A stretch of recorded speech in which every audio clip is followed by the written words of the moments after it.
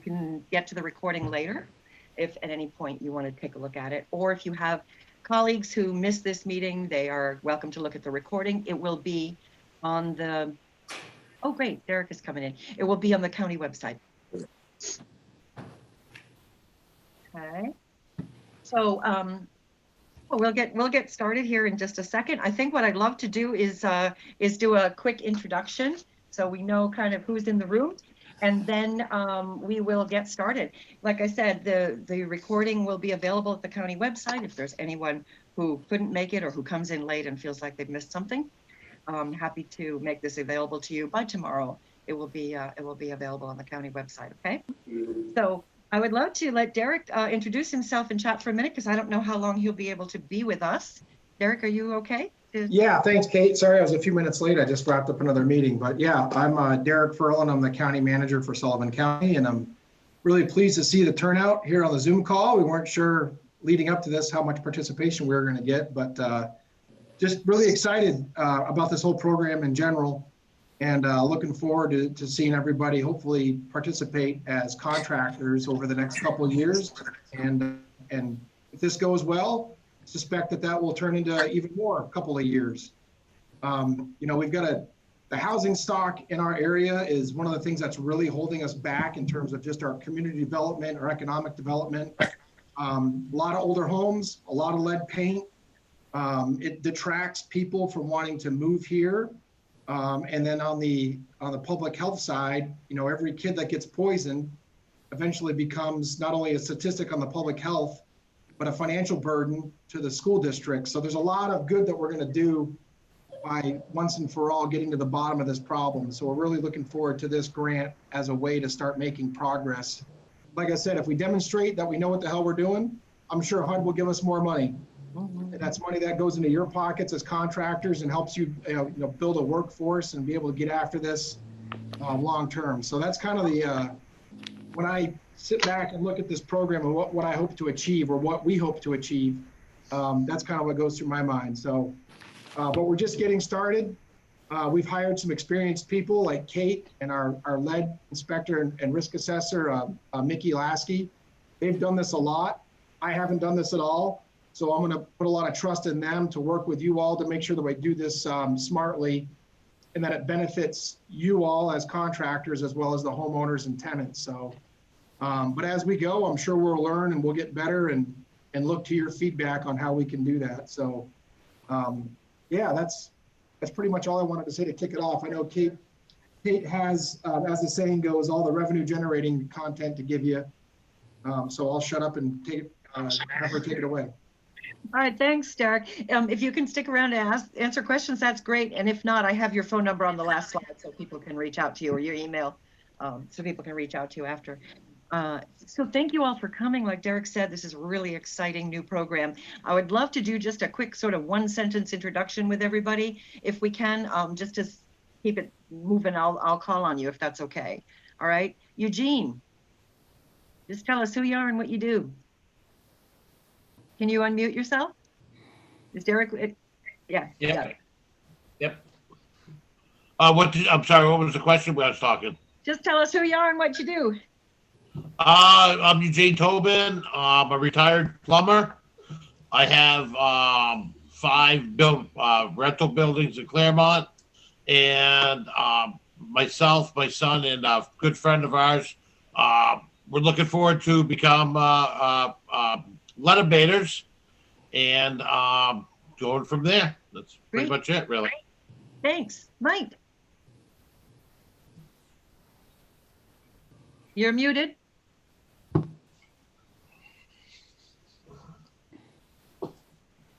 There we go. Hi, I am Mike from QC Property Services. I know that comes up a little bit backwards. It's fine. And my partner also, Ben, is on the line with me. We are also faced here in the Manchester area where there's a large amount of lead and problems with their community. We recently have gone through all the testing for my EPA. Everything's all passed, RRP, boom, boom, boom. and we're just looking to move forward. And we're looking at this as a solid market, to something to get into and take seriously. Looking forward to having you. Ben, you want to add anything? Yeah. So Mike and I have recently started a company. We've known each other for quite a while, 6-7 years working together, managing, maintaining properties that I own. And Mike was the property manager. I'm property head of maintenance. He's got a long background prior to that, doing lead abatement work and lots of other types of contracting work. And seeing this as a great opportunity to grow our business. So, Welcome. Thanks. Hey, Norma and James. Do you want to take it? Hi, we are Norma and Jaime Ortega. Our company is Mary McValley General Contractors. We've been working on this area for 5 years. We registered in Manchester, New Hampshire Housing, Springfield, Mass, Haverhill, Mass, doing the lead abatement. So Lawrence, Massachusetts. So we're planning to work with you guys too. So here we are. And you're a general contractor. And you're so general contractors as well? Yeah, I'm a Great. general contractor too. So. Great. Welcome. Richard. Good afternoon. My name's Rick Brailsford. I just finished up all the testing for the lead abatement contractors course, passed everything. Congratulations. Just gotta send my paperwork in. I've been working construction for 40 years. I've been working last 5 years with J&L Construction, who is a lead abater. And I'm getting started on my own, plus working with him. Great. Samantha. Hi, everybody. I'm Samantha. I have spoken to most of you, I guess, if you've taken classes. I work with Kate. I do her admin and register for classes and stuff. I also happen to be her daughter. Don.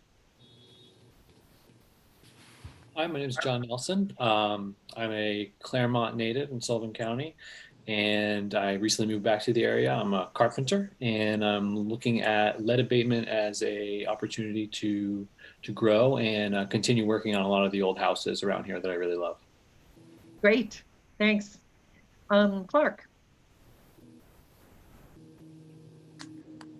Hello, my name is Clark, and my partner is Lance, and we have taken the classes and are looking to grow into the field of lead abatement. So thank you. Happy to have you. Lance, you want to add anything to that? Hey, yeah. We're newbies, like Clark said, so we're looking to get in here and have some fun. And I'm a landlord myself, so that's kind of how I started learning about lead issues. And I look forward to getting in there and getting the lead out. Great. Clark and Lance, where are you guys based out of? We're in Tilton, New Hampshire. Okay, and Rick, what about you? I didn't hear where you were from. Manchester. Okay, gotcha. All right, thanks, guys. Other Benjamin. Hi, Ben Lacasse with Northeast Fit Outs. This is Chris Finney, and we specialize in commercial construction and remodeling. Also have a background of about 20 years in residential construction, but we are also tied with New England Family Housing that has a pretty good presence in Claremont, and we're just looking to expand our business and services we have to offer. Great. And I mentioned to Kevin yesterday, we're going to have a property owners session like this too in a couple of weeks. So we'll get that information to you as well. Great. Okay, super. Excellent. Thank you. Yep. Chris Dennis. Hi, my name's Chris. I run Birchdale Construction. Been in business for about 7 years now. I've been involved with the lead ever since I started working 16 years ago. And just here to work. Excited to have you. Thanks, Chris. Megan.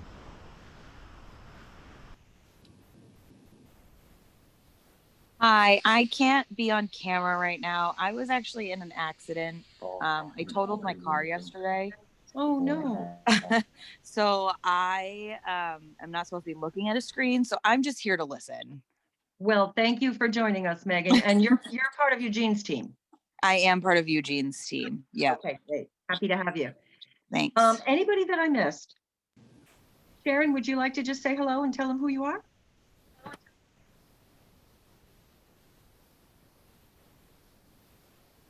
Hi, I'm Sharon Callum. I work at the Sullivan County Commissioner's Office with Derek Ferland, the county manager, and am doing the finances on the HUD abatement grant. Super. Well, thank you and welcome everyone. I'm going to just take a minute to be technical and share my screen here and get my PowerPoint slide up and running. It'll just be a second. I'll be right with you. So I want to, again, remind everyone that this will be recorded. So if you have any difficulty hearing or seeing anything, I apologize. Oops, let me first stop that voice thing. But we will do our best to get everything to you later if you need it. So Samantha, can you just give me the heads up that my screen is okay here? Good to me. Okay, good. I can't see you. Good. Okay, so Yep, great. So this is obviously this is our contractor information session. We're going to be doing a property owners information session too. So if you have property as well, or you work with someone that has property and you're interested in talking about that end of things, we're happy to talk. And if you don't want to wait, at the end, I'll be giving you all of our phone numbers, mine and also Derek's and Sharon's phone numbers and emails. So you can feel free to reach out to us. So basically the program is, there we go, is involving, there's two important pipelines, right? There's two things we have to have in order to make this program work. We have to have property owners, properties to work on, and we have to have contractors to do the work. So you're here, we're excited about that. You've met Derek, the project director, who's the county manager. You also have met Sharon, who is the fiscal and procurement person, really important person for you because she's the one who pays the bills. And who's not with us, I think, yet today, but maybe will be joining us, is Mickey Lasky, who some of you know. He is the risk assessor, healthy homes inspector, lead inspector, who has been hired by the program. So he'll be doing all of the inspection work. And then me, the program manager. So we're the team basically at this time, and excited to be here to meet you and to answer all your questions. So what's the problem? Why are we all here? First of all, let's look at lead from the children's perspective, right? We know that children get lead poisoned and that the consequences are severe: brain damage, long-term disabilities. And one of the problems is we only test about 25% of our children in the county. And we actually are doing pretty well in this county compared to a number of other places in the state. But we still are only testing 1 out of 4 kids. Even though we only test 25%, we know that we have 40 children roughly poisoned every year. Now, that's 40 children that we know of, but we only test 25%. So what's the real number? I don't know, 4 times that anyway, maybe many more times than 4. So we know that there are a huge number of kids poisoned in our county. When I made this just a few days ago, the information I had was that there were 23 properties currently under order. That changes almost every day. This morning, I got an update. We now have just 20 properties under order in 17 different buildings. So we have taken care of a few of them just in the last week. But every day, you know, there's more children getting their doctor's visits, more children getting their blood lead level drawn, and more properties going under order. If you're not familiar with that term, that's when a child has been poisoned in a unit and now the owner is forced to abate. You do not have to be forced to abate to participate in this program, but that's kind of a starting place, right? Those are the high priority cases. We know that about 60% of our housing stock is pre-1978, meaning it's very likely to have lead. About 1/3 of our families are low income. There's a new law, relatively new law in the last couple of years called Senate Bill 247. And the Senate bill calls for a couple of big changes that are really affecting this whole lead issue in the state. One of the big changes is now every child will be tested. Every child, when they go to the doctors, the well child visit at age 1 and age 2, they're tested. So every child should be tested twice, every baby, which means no more of this 25% of the kids tested. Over the next couple of years, we're going to, you know, graduate that to 85, 90, 95, 100% of kids tested. So what does that do to our number of 40 kids a year? We don't really know. And then how many mandated abatements will there be? Because another piece of Senate Bill 247 is that we're lowering the level of lead in the blood that we consider poisoned, right? So just for numbers, if you happen to know what this means, great. If you don't worry about it. For a long time in New Hampshire, the number was 10. Last year, we dropped it to 7.5, and this year we are dropping it to 5. So suddenly a whole bunch of kids that were not considered poisoned before will be considered poisoned now. So not only are we testing every kid instead of just 1 out of 4, but we're lowering the level that we consider to be a problem. This is creating an explosion of what we consider problem properties, right? Properties where we know kids are in danger or we know kids are already sick and we have to do something. So if we have 23 mandated abatements, let's say right now, what does that mean we're going to have next year? 100? 200? I don't know. What I know is that statewide, we've been averaging 600 or 700 kids a year poisoned. Now we're estimating numbers in the 6,000 or 7,000 kids a year as these two things fall into place. So what's that going to mean to Sullivan County? We will see. But certainly HUD was convinced and the county officials were convinced that we have a big problem here and we need some money to solve it. So we submitted an application to HUD. We were given a little less than $2 million between what the county's putting in and what we're getting from some other sources. The budget is right around 2 million. We'll probably be a little bit higher by the time we're done. So we can do all this abatement. We don't have to have properties under order. We can do the work with this money, but we need one thing: contractors. So we're glad you're here. Okay, so what's our goal? Well, we want to inspect at least 70 units, do lead inspections on at least 70 units. And when we say a unit, we mean an apartment. So there might be 3 or 4 units in a building. There might be 1 if it's a single family home. There might be 10. You know, we don't really know. We don't know who's going to apply. We do have already a list of property owners that have reached out to the program, and I've actually started sending applications just in draft form to property owners. We've got people waiting in the wings and ready to go. So once we inspect 70 units, we assume we're going to abate at least 60 of them, perhaps more, and then we're going to do something beyond lead. We have a budget for something we call healthy homes, and I'm going to go over what that means in a few minutes. So we're going to do lead work and healthy homes work in 60 units. And the faster we do it, the better. I know you may have read that we have 3 years or 3.5 years to do this, and we do. But if we do it in 2 years, they'll give us more money and we'll start over again, right? So that's a good thing. So our goal is to spend the $2 million as quickly as we can, to train about 20 new lead abatement contractors and workers to get this work done, to make properties safe for 70 families, and to finish early if we can and apply for the next round of funding. Okay, so what is healthy homes work? Let me just make sure that I just jumped the slide. Nope, I didn't. Okay, what is healthy homes work? You know what it is? It's the same kind of work you already do. We deal with things like mold and insulation and, you know, hot surfaces that are unsafe for kids. We deal with biocides, with chemicals, with VOCs. We deal with carbon monoxide issues, smoke issues, structural issues. The same kinds of problems that people worry about, the reasons why they renovate their properties in the first place. A lot of those areas are where we can spend healthy homes money. So these are the kinds of things that we worry about. Everything from rebuilding a staircase or a porch because it's not safe anymore, to making sure that we don't have radon issues in the house, right? Or that we deal with mold, or that we put exhaust fans in the bathroom, or that we improve the electricity.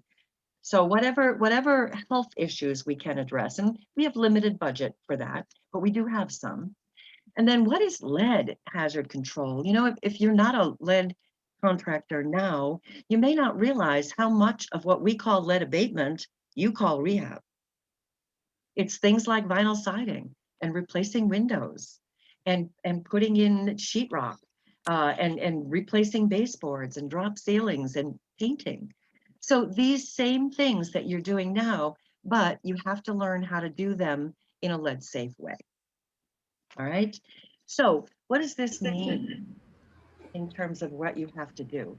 Well, first of all, you have to be trained and certified. So there's 2 different certifications you have to have if you don't already. You have to have the RRP, which is a renovate, repair, and paint class. It's a one-day national certification, EPA and HUD. And once you're certified, it's good for everywhere in the country. And it's good for 5 years. And there's a cost involved, right? It's going to cost you about $300 to register your company and about $240 or so for an individual to go through the class. The other thing you will need is lead abatement training. Lead abatement training is a 3 or 4 day training, depending on how you go about it, whether you're a worker or a supervisor, you want the ability to do either. It's a 1-year certification, but it's an extensive class. You take 3 or 4 days training the first time. And then it's state specific. You have to be New Hampshire certified in order to deal with our program, because it's a New Hampshire based program, right? The cost is about the same for the company. Costs you about $300 to license the company with the state, but you also pay about $650 or so for the class. Now, you have to take a test at the end of that class at the state level. I want to tell you, we've had 2 classes in the last 2 months, 2 groups of contractors, some of them were on this call, and every person passed the state test, everyone. So it's really great that we're getting this, you know, the sort of the programs and the courses are all coming together with the testing agencies, and everything is working beautifully. I know you may have heard, and people have been saying for years, that state test is really hard. But like I said, we've not had one person have trouble with it in the last couple of months. So I'm excited about that. Also, in both of these courses, whether you take the 1 day or the 3 day, you have an annual refresher course. And the refresher course is just a 1 day course in both cases. Now, we have scholarship money available. If you say, oh, I can't, you know, I got to spend money to get my people trained, we have some scholarship money available to help with that in both cases for the RRP as well as the abatement. So you may have some fees to pay to the state to get your people licensed. That's true. But your course of tuition, your cost of tuition, we pretty much can cover for you through one of the grant programs. So what else do you have to do? You have to fill out a pre-qualification form. And I think, if I remember, if I heard Sharon correctly earlier, I think that form is already up on the website and ready to go. So you can go and download that form from the Sullivan County website. Just search Sullivan County, New Hampshire. It will pop up and go to the lead hazard control program. And if you want, when we get done with this little session here, I can share my screen and show you how to do that. You can go directly to the website and you can fill out that form and send it in to us. Now, you do need a couple of things you'll see on the form. In addition to your certifications, you have to have the RRP and the lead abatement certification. You also need to have some insurance. And we'll want to know if you have some experience in lead abatement. Here in Sullivan County, we are not insisting that you have experience. We will work with you if it's your first abatement project. However, we might give you one of the smaller projects to start with, right? Until we know that you've got it. The abatement is a little more complicated than because you have more rules to follow, right? So we might want you to start with a smaller project, a single family or a 2-family, until you get up to speed. As you see, I have the phone numbers and the email addresses here, so you can reach out to all of us privately if you'd like to. But also, I wanted to take just a minute to tell you one other thing. There are actually 4 grant programs around the state. We are hoping that you'll stay here and work in Sullivan County with us, but I just want you to see the magnitude of the opportunity you have for you here. There is currently $12 million available in the state of New Hampshire, which is more than I have ever seen. Manchester is in the middle of a program that they've been running for several years already, so I'm not sure exactly how much money they have, but New Hampshire, Nashua just received $5 million, right? New Hampshire Housing just received $5 million, and we just received a couple million. So that's $12 million, not even including whatever Manchester has in their program. So there's a lot of money and there's a lot of work here in Sullivan County.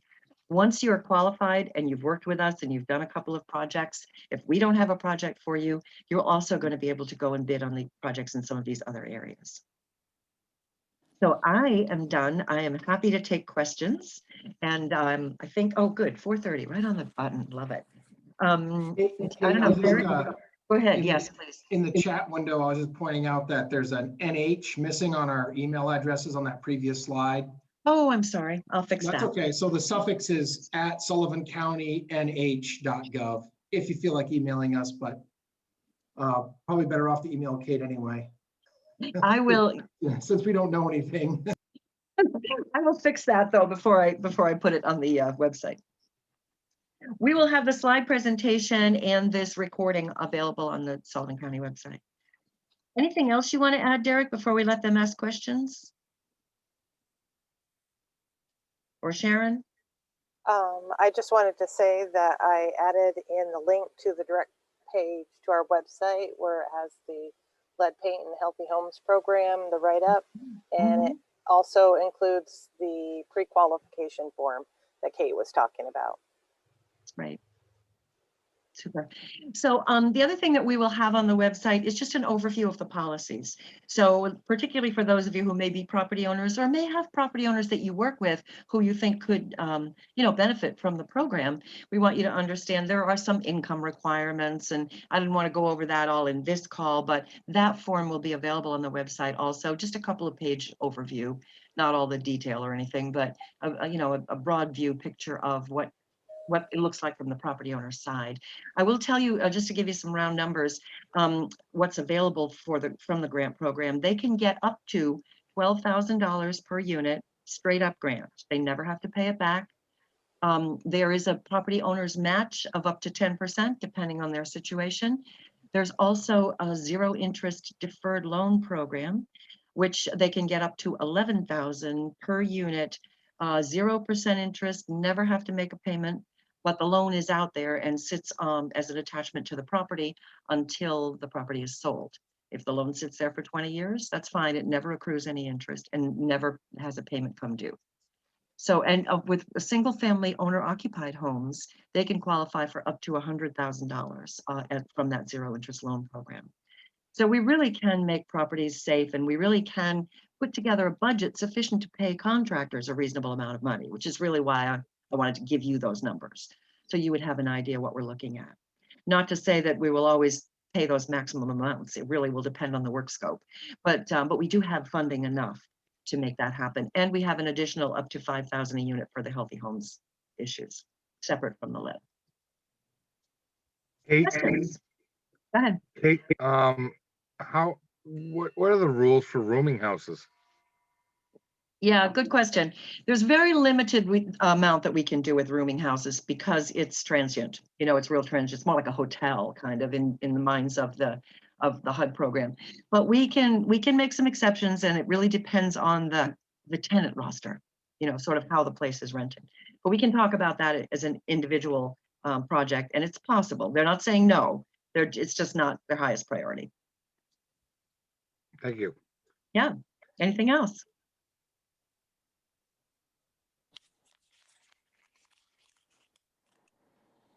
When do you expect projects to be coming out? Good questions. I would certainly hope in the next 30 days. You know what we're waiting for right now, Chris, is environmental review. So for those of you who are familiar with these programs, one of the things we have to do is we have to deal with the Department of Historic Resources. We're dealing with a lot of historic properties, right? So we have to go through quite a bit, jump through a lot of hoops to make sure that we deal with the historic commissions and heritage boards and all of that in all of the towns in the county, to make sure that we know exactly what everybody's rules are. And then the Department of Historic Resources in Concord has some restrictions that we have to follow, and we're hammering out an agreement with them right now. So, it's difficult because obviously we're walking a balance between wanting to keep all the beautiful old architecture and wanting to get rid of all the ugly old lead. So trying to find the way to do both of those things is not always easy. So that's what's holding us up a little bit, but I would guess in the next 30 days, maybe sooner. So definitely get your applications in as soon as you can. And if you need training, one of the reasons why we wanted to have this call now is so those of you who need training would have time to get it. So get your certifications up to speed. If you've let them lapse, give me a call if you need help. Sometimes if they didn't lapse too long ago, we might be able to get you a variance or something, or you might have to start over. It depends on your situation, but we can help you with that. Obviously, many of you know I'm a trainer, but we also deal with the other two trainers in the state. If you, if their classes work better for you, or the timing or the location or whatever, we can get you scholarships there as well. So it's really wide open in terms of just doing whatever we can do to get you ready so that when that first application bid walk comes out, you'll be there. I'll give you the quick rundown on what the process looks like for those of you who are new. So Mickey goes out and does a lead inspection. From that, he and I work together and create a work scope, right, which is the basic, detail of what you're going to do with each of the leaded components and the healthy homes components. We run that by Derek and their team to make sure they're happy with everything that we're going to do. Code enforcement folks in town, environmental review, historic review. Once it's all ironed out, if you're on our bid list, if you're pre-qualified, you get an invitation to a walkthrough. About a week or so before the walkthrough, you'll get an email which will include the lead report and the work scope. So you have plenty of opportunity to look at it before you decide whether or not to bid. Then you'll come out, you'll do a walkthrough of the property. We're still ironing out some of these details, so don't hold me to this 100%, but probably that will be a mandatory walkthrough. So you'll probably need to be there or send someone if you can't come. It's so that you can just get a look at the place, right? And then you'll have a week or so to get your bids into us. Those of you who submit a bid will be on the list to receive the bid numbers. So it'll be an open procurement process. You will understand who bid what and whether you got it or didn't get it. And you'll understand where you fell in the lineup. So I would encourage you to bid so that you can get those numbers. That's a big part of the educational process, right? Is to see how everyone is bidding. Then if you are the low bidder and everything else lines up, you have your insurances, you don't have too many jobs backed up, that sort of thing. We will award the contract and you'll start the work. You'll have a very limited time. You'll need to move fairly quickly. HUD really only gives us 10 days per unit to get this work done. By that, I mean the interior of the work. We can do work on the outside when tenants are still around, but we need to relocate those tenants. We need to move them out. And so we have a requirement from HUD that we keep that down to a minimum. So we will be, wanting to move pretty darn quick once we get started. And so part of the bidding process will be who has the time window available, right? And for that reason, we won't let contractors pile up too many jobs. So you can't bid low and then stack up 6 months worth of work while everybody else is standing around waiting. We won't let that happen. So so that's kind of the process. You will be paid, and this is again something we're still ironing out. You will submit an invoice, you'll be paid through the county. The contract will be between you and the property owner, but the county will be paying using HUD funds. There will be some sort of a deposit mechanism. We're still working that out exactly, but so that you have some funding for materials. But the majority of your work will be paid after the work is done. There'll be a 5% retainage fee, which will be held until the work is completed and the property owner has signed off, and then you'll get that last 5%. You'll be asked to warranty your work for a year. And so we would hope that you'll be around doing other projects for us anyway, and if there's an issue, you'll go back and fix it. But we can talk about all those details as we go. We expect that our work will be full abatement. For those of you who are familiar with the project, with these terms, full abatement and not interim controls. I think it's unlikely that we would just paint over it with latex, which is essentially what interim controls is. So we'll be doing full abatement, but we may very well encapsulate, which is using a lead blocking paint. It's very cost effective in some situations, so we may very well use that technique rather than removing and replacing everything. So that's kind of the plan for right now. Questions? How do we get on the list to start bidding? You get the pre-qualification form, which is at the county website. If you have trouble with it, Eugene, you reach out to me and I'll email it to you or stick it in the mail to you, whatever you need. If you can go to the website and download it, that's the fastest, but otherwise I'm happy to send it to you. You fill it out and send it back to us, and then you'll get a letter saying you're on the list, and then we will email every time we have a project. And do you have any projects actually going right now that can be bid on? We have a couple that are really this close to ready, but we still are working through the process with historic. So I would say 2 to 4 weeks, something like that. Oh, okay. Yeah, but you need to get you need to get us references and your licenses and all that stuff. So even if you pass the state test, you probably don't have your license yet, right? I have that for 2 weeks. Oh, great, good. So you will need to see copies of that. So you go ahead and fill out your application. That will take.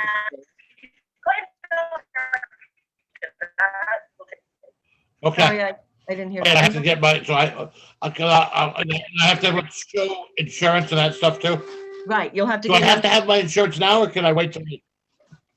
Let's Okay. talk about that offline. If that's a financial issue, we might be able to work that out. Okay, Okay. thank you. Yeah, if you already have the insurance in place, that's great. If you don't, Yeah, talk to yeah. us. Yeah, talk to us. We Okay. want to work with you. John. Yeah, speaking of insurance, what are the names of the insurance that's required for this job? It's workers comp and general liability. I But thought you were there's going to ask me the dollar amounts. no pollution insurance or anything like that? Yeah, we're still discussing that. At the moment, not. Okay, so simple. Yeah, we'll keep you posted. If there is a need for pollution insurance, we'll add some kind of fee into the contract for that. Mm-hmm. I recognize that's an expense. Good. Yeah, I'm thinking we're not going to need it, but we'll see. Jesus. Hi. So I would just like to start by saying, first, I've been hearing, for the most part, okay, I've been around for a while, even as a worker before I started working for myself. I worked my way up the ladder. I want to say this before I say anything. So far, what I've heard, you already running your programs better. And I hate to say it, but it's the truth. You're running your programs better. We're revealing the bids. Number one, Manchester program, they just reveal who was the lowest bidder, which is unfair to us contractors because I want to see what else everybody else is bidding. And they don't reveal that. You got to ask for it. You have to ask them to give it to you or something, which if we are bidding, then all us contractors, rightfully, we should see all the bids. So thank you for revealing all the bids in your program. That's the first thing. The second thing that you're doing better than the other programs is you're holding on to 5% versus 10%. The third thing you're doing better than the other programs is you understand the need of contractors when they take these risks and we sign these contracts. The programs are worried about taking risk, but we all take risk. No business is guaranteed. Otherwise, we all be doing it. And so they don't like to give us the 10%, which I have a very big problem with that. And it's not a money issue. It's more of a moral issue. So in any of the programs, the contract is between the property owner, contractor. The program is just there to distribute the funds and make sure the work is being done correctly and to get involved if there happens to be a problem between the contractor and the property owner. And so, in my opinion, and it's a strong opinion of mine, none of these programs that are holding back the contractors 10%, they don't have the right to do that. And I'll say why. Because the minute that they do that, they put in the contractor's feet to the fire. And they're siding with the property owner instantly.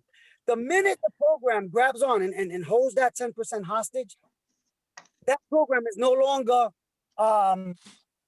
neutral. In my opinion, the program is not neutral because you're holding on to something that should have came to me the day I signed that contract. And these programs are doing that. And they give you, they take something and call it something else. And they just word it so that they open a back door for themselves. Like New Hampshire Housing will say, well, we give you material reimbursement up to 15% of the total cost of the job. Okay, but that still does not solve the issue that you are doing something wrong. So you want to do something right because you want to cover for what you're doing wrong to the contractors. And I've been going back and forth with them about this for a couple of months now. Well, actually, I came back from Ohio, but I've been going back and forth with them about this. And it's wrong. And I just feel like that us contractors, we need to pull together. And if it means dragging the programs into litigation, into the courts and sue them for injunctive relief and say, hey, what you're doing is wrong. You're holding on to the contractors 10% where you have no right to do that. Thanks, Jesus. I appreciate your feedback about that. I just wanted to say that I think the secret to a successful program, and what I really see that we have here in Sullivan County, is we listen to each other. Okay, and that's all we can do. I mean, we're all held to the state rules. We're all held to the federal rules. We can't change them. I'm going to be on a call with HUD, you know, I don't know, tomorrow, the next day, and I can't change their rules. It is what it is, you know. But we can hear, and what the contractors say is important to us because we need you. Also, though, what the property owners say is important to us. We need them. So we need to just have open communication. That's all, and we will do our best to do that. Right. No, I mean, your program's sounding far more intriguing than the rest. You know, I've worked with all of them. You know, this will be obviously the first time I work with your program, and I look forward to it. I don't mind traveling from Manchester up into that area. I've done it for New Hampshire Housing for years. But I look forward to getting onto your program. You mentioned 12,000 per unit. Is that under order? Obviously, right? Well, it's up to 12,000 per unit. So what we're going to do is look at each case in terms of priority and how much money we have, you know. But we don't necessarily require that a property be under order to get the maximum amount. Right, right. Our policies don't say that. So we'll see. Some of the other programs, they'll give you more if it's under order, which is another. And I heard you speaking earlier today. So it's the same, you know, when you renovate a whole unit and you abate it, you're following the same procedure. The only reason it changes is because a child's been poisoned or you're there for a lead abatement. But you're doing the same SOP. And so another thing that the programs I've seen them do, which is hard on the property owners, because I feel bad and I advocate for property owners too when the property owner is trying to do the right thing here. So if this property owner got a child got poisoned on this property owner's property, well, let's give him more money. But let's give this property owner less money, and he or she's trying to be proactive, and so a kid doesn't get sick. Let's give them less money. It's like they're rewarding the property owner who knew there was lead there, didn't do anything about it, waited for a child to get poisoned, so that property owner gets more money. Where I understand, and there's also the property owner that's waiting, what the property owner that wants to do it proactively and says, "Hey, I want to take advantage of this opportunity. I want to be proactive." We're going to give them less money. It's not fair, and I've seen the other programs do that. Right. Well, the other thing is there's a big difference between a single family home and a, you know, 1-bedroom, 2-bedroom apartment in terms of cost and complication of work. So, you know, we have to have some reality about what the jobs cost, and we can't just say it's a flat, you know, 12,000 a unit or whatever. Right. No, I understand that. Right. Some units could go for, you know, it depends. You know, some unit you might just get work in 2 rooms and 4,000. Right. Anybody else? Thanks, Jesus, for your feedback. Appreciate it. Thank you. Anybody else? I have Question? a question. Is workers' comp required if you have no employees? Oh, good question. It is not required if you have no employees, but we have to check. I want to check with the county, because if the county has a policy, then we will require that you carry it on yourself. It's typically not as expensive if it's an owner carrying it. I have to carry it myself as well. So general liability is required, and workers' comp, I just don't know yet for sure.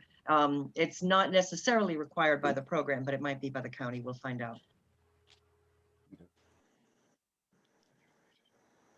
Anybody else? Hey, Kate, if we have multiple personnel on one particular job, does everybody need to carry the licenses or just one person from the company? So the way the abatement rules work, there has to be one supervisor. The rest can be workers, but they all have to be licensed. Okay.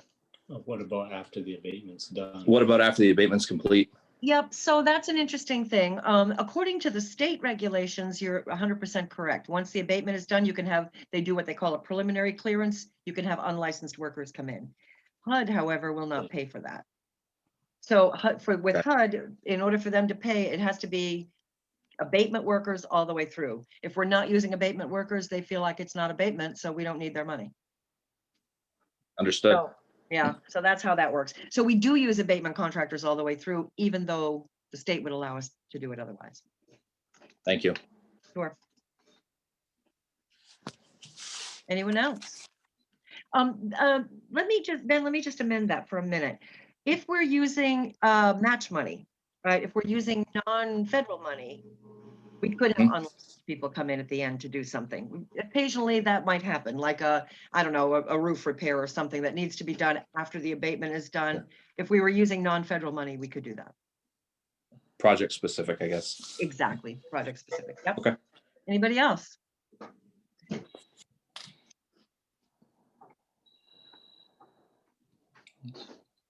Well, you have our contact information, so if something occurs to you later or tomorrow or next week, please reach out to us. Otherwise, I would love it if within the first week or so of February, we got applications from all of you, pre-qualification forms from all of you, because I'm going to probably need to call you and chat with you a little bit and, you know, find out your preferred email addresses for bids and all that kind of stuff. And I'd love to get that started. So if we have a project out by the middle of the month, you're ready to go. Kate, one more question. Yes. Where do you know if there is a class to get the training and the certifications prior to, you know, within the next few weeks? Funny that you asked. Yeah, there are three trainers in the state. I am happy. Samantha, can you put our Ready to Use website in the chat? This is my company. I'm happy to put you in touch with the other two as well. I don't know their schedule, but we all have classes going on all the time. So there are plenty. Okay. Perfect. Thank you. Sure. Anybody else? Hey, I know this is for Sullivan County. If we just put ourselves in, I mean, I imagine, is there a bid site where we just can go on to everything for New Hampshire? Oh, do you mean other projects for Sullivan County that are not lead, or do you mean for the other lead programs? Of the lead programs in all of New Hampshire. Okay, no. But I will tell you how to get to the others. Go to the City of Manchester website. Samantha, can you mute that, whoever that person And is? someone else, yeah, Okay. thank you. Go to the City of Manchester website. And it's called Manchester Housing Initiatives or Manchester Lead Program. You can bid on those. And then Nashua has a program. I think it's called Urban Programs in Nashua. If you search Nashua Lead Program, it will turn up.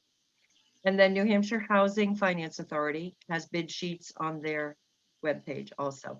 And if you have any trouble finding those, just reach out to me. I'm happy to connect you. I know the managers of all the programs. We recognize that for this to work, this is a statewide initiative. This is not just Sullivan County, because the weeks when you're not busy with us, we want you to have another job. So you'll come back to us the next week, or, you know, however that works, right? So we recognize that if we have all the contractors, Manchester will be trying to get you to come down there and vice versa. So it's better if we all have trainings and we all have contractors working. And we all have money right now, so. Terrific. What are the funds in Nashua and Manchester, if you don't mind me asking? The same. No. Yeah, as far as I know, we're all right around the same. Oh, you mean maximum? I think they give 12,000 a unit, up to 12,000 a unit also. And I think Manchester, I don't know how much money they have left. They started with 4 million a couple years ago. I don't know how much they've got left. Nashua just got another 5 million, and New Hampshire Housing just got another 5 million. There's a lot of money out there right now. Yeah, thank you. Mm-hmm. I have a question when I can, please. Sure. So when we submit the bids, is that something can we submit them online, or is that something we're gonna have to drop off? Nope, you will be able to email them, and you will be able to drop them off or put them in the regular mail. You'll have about a week to get them to us, but there will be a cutoff. You know, there will be so if you're emailing, you might want to email a little ahead of time and then call me or something and say, hey, did you get that? So that we make sure, because I don't want anybody feeling, thinking their bids got here when they didn't. Okay, thank you. Right. We'll work with you on that. Thank you. Sure. This is a startup program. We're gonna ramp up kind of slowly. So we're not doing hundreds of units a month. We can communicate. We can make phone calls to people and make things work. Anything else? Are we good? I am really excited that you all came, and I can't wait to get your pre-qualification forms. Derek or Sharon, anything I missed? Anything to add? We're good? All right, thank you all very much. Please reach out if you have questions. Thank you. Thank you, Kate. Thank you. Boy, Bye-bye. you're Yeah, ugly, G.